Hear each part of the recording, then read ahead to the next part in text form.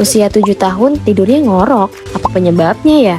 Kalau si kecil tidur ngorok, ibu bisa cek dulu kondisi tubuhnya. Soalnya tubuh yang berisi bisa bikin kelebihan jaringan lemak di leher yang mempersempit saluran nafas. Akhirnya si kecil bisa tidur ngorok. Atau bisa juga penyebabnya adalah amandel yang meradang. Bengkak dan peradangan di amandel bisa menghalangi aliran udara dan bikin tidur ngorok.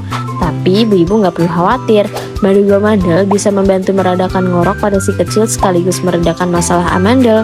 Beli madu amandel di sini dan berikan secara rutin ya.